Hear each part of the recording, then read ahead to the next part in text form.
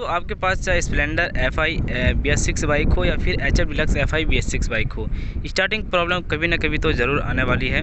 क्योंकि जितने भी मोटरसाइकिल होती है सभी पे स्टार्टिंग प्रॉब्लम आती है। जैसा कि किसी एक भाई ने हमें कमेंट किया था कि हमारी जो बाइक है हीरो की HF डिलक्स बाइक, उसमें क्या हो रहा है कि गाड़ी का फ्यूल पंप कभी काम करता है कभी नहीं करता है। और एक भाई ये कह रहे थे कि हमारी जो गाड़ी है HF डिलक्स वो रात में स्टार्ट होती है और दिन को स्टार्ट नहीं होती है।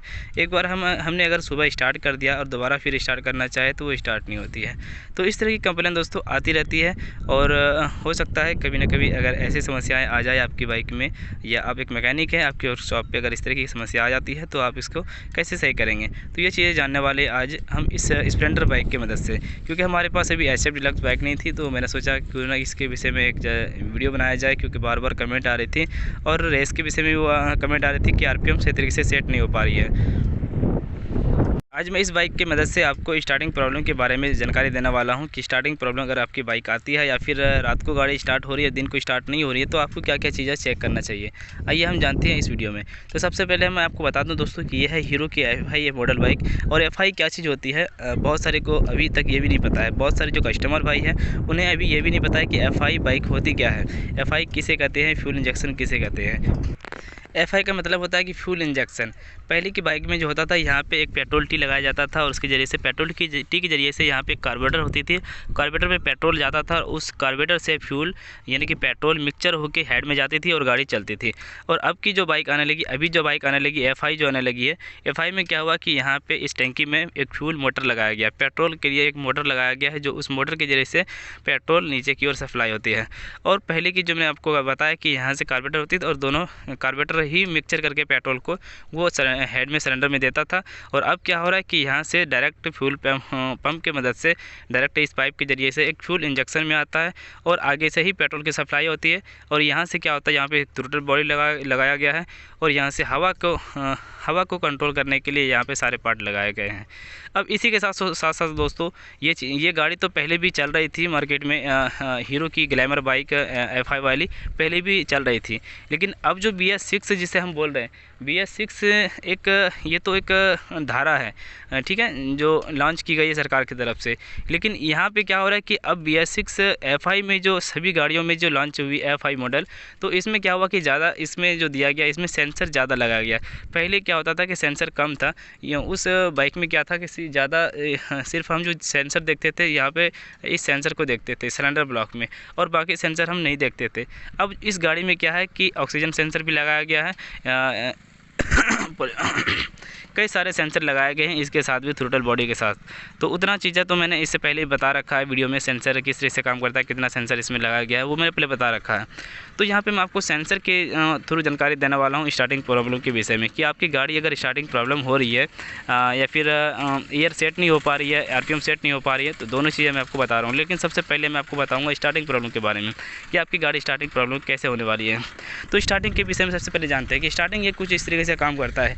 जैसे हम हमारी गाड़ी यहाँ से स्विच ऑफ रहेगी, ये हमारी गाड़ी स्विच ऑफ है, और जैसे हम ऑन करेंगे तो यहाँ से आप ये सुनेंगे इसके टंकी में सौ जैसे आवाज़ करेगी। ये सौ जैसे जो आवाज़ होती है इसके अंदर जो मोटर होता है वही चीज़ें चलती है। चलो मैं सुना के आपको दिखाता हूँ।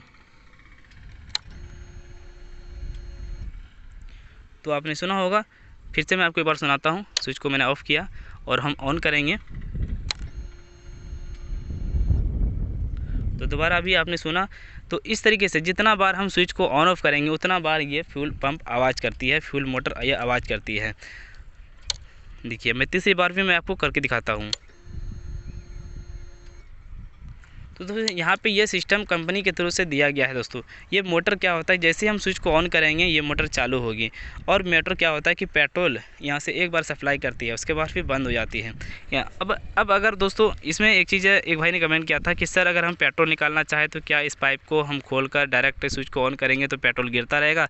सर ऐसा नहीं है, ऐसा भी नहीं है इस बाइक में कि हम यहाँ से पाइप खोल लेंगे, फ्यूल का यहाँ से हम क्लिप खोल लेंगे और स्विच को ऑन करेंगे तो मोटर हमारा चलता रहेगा, ऐसा भी नहीं है।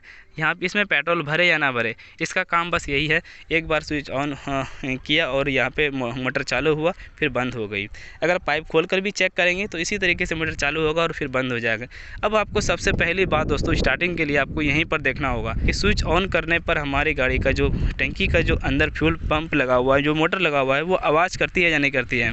अगर ये आवाज़ कर रही है तो फिर इसका जो फ्यूल पंप है वो बिल्कुल ठीक है, ओके है, इसके फ्यूल पंप में बिल्कुल भी कोई दिक्कत नहीं है।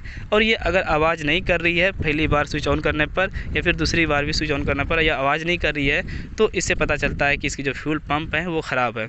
अगर एक बार भी आवाज़ नहीं करती है तो, अगर कभी कभी आवाज़ करता है और कभी आवाज़ नहीं करता है, तो ऐसे हालात में आप समझेंगे कि फ्यूल पंप दोस्तों सही है। किसी भी टाइम अगर ये आवाज़ कर रहा है किसी भी तरीके से स्विच ऑन करने पर, तो इसका फ्यूल पंप सही है। अगर आवाज़ बिल्कुल भी नहीं कर रहा है तो फ्यूल पंप ख़राब है।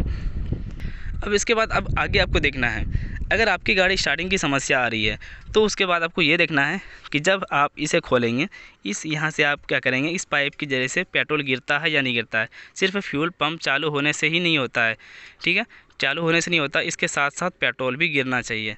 हो सकता है पेट्रोल गिरना गिर रहा हो, ये भी होता है।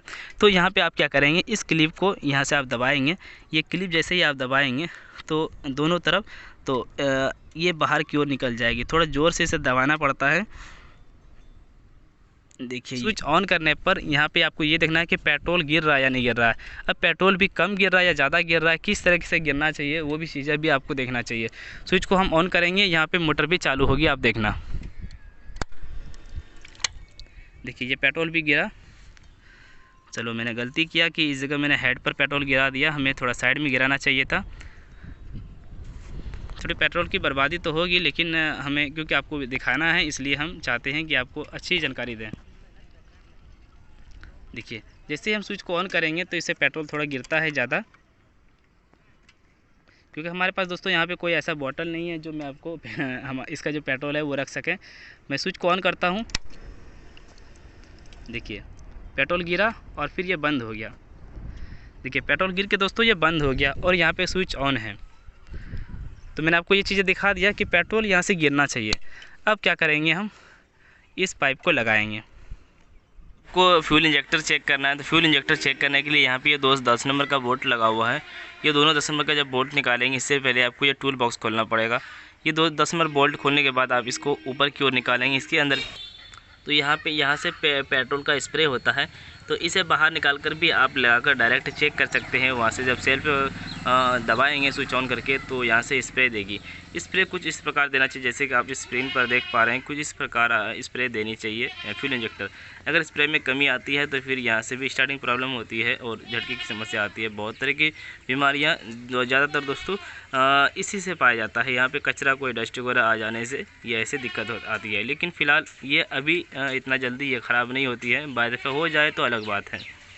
इस पाइप को फिर हम जो लगाएंगे तो यहाँ पे हमें ये क्लिप दबाने की ज़रूरत नहीं है। हो सकता है मान के चलो आपकी गाड़ी एक बार स्टार्ट हो रही है, दोबारा हम स्टार्ट करते हैं तो स्टार्ट नहीं होती है, कभी स्टार्ट होती है कभी नहीं होती है।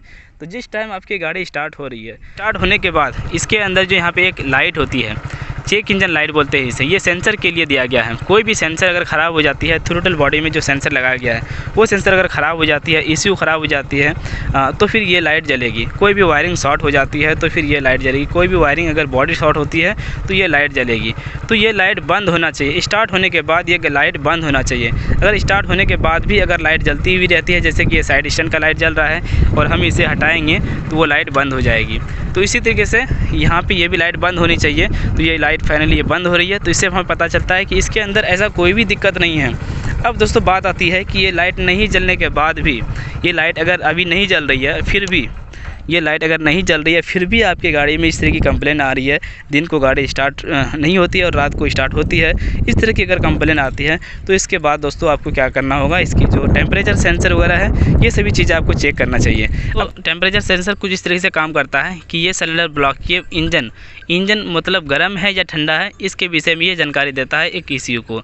अब यहाँ पे जब हम सुबह सुबह गाड़ी को स्टार्ट करते हैं तो आप ये देखते होंगे कि गाड़ी की स्पीड जो है वो ज़्यादा रहती है। उस टाइम में भी कन्फ्यूज रहते हैं भाई लोग कि सुबह सुबह गाड़ी इतनी ज़्यादा स्पीड क्यों रहती है, तो उसी टाइम क्या करते हैं वो यहाँ से छेड़ने लगते हैं, इसके आरपीएम कम करने लगते हैं। तो उस टाइम आपको आरपीएम वगैरह कुछ भी छेड़छाड़ नहीं करना है।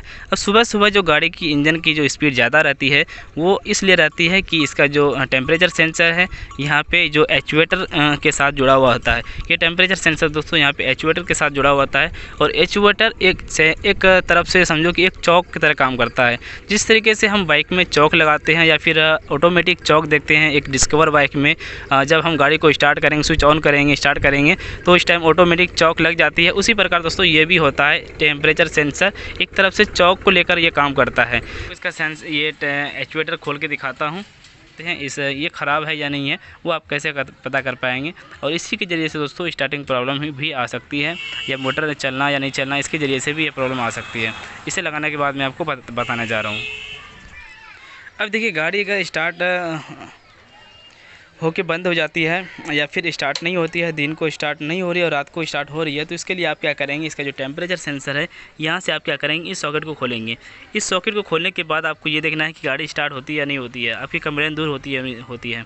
अगर ये कंप्लेन दूर हो जाती है, स्टार्टिंग प्रॉब्लम या फिर स्टार्टिंग प्रॉब्लम दोस्तों इसके वजह से अगर दूर हो जाती है इस सेंसर के ज़रिए से, तो फिर आप समझना है कि इसका ये वाला जो टेम्परेचर सेंसर है वो ख़राब हो चुकी है। इसके ज़रिए से ये एक्चुएटर सही तरीके से काम नहीं कर रहा है।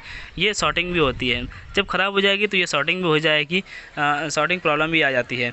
और इसके वजह से हो सकता है कि गाड़ी जब स्टार्ट हो रही हो तो इसकी चेक इंजन लाइट नहीं जल रही हो, ये भी हो सकता है। कई बार ये चेक इंजन लाइट नहीं जल सकती है क्योंकि ये हर तरीके से ख़राब नहीं होती है, कुछ थोड़ी बहुत इसके अंदर फॉल्ट आ जाती है और ये काम नहीं करता है सही तरीके से, कभी ये काम कर रहा है कभी नहीं कर रहा है, तो इसके वजह से भी ये कंप्लेन आ सकती है।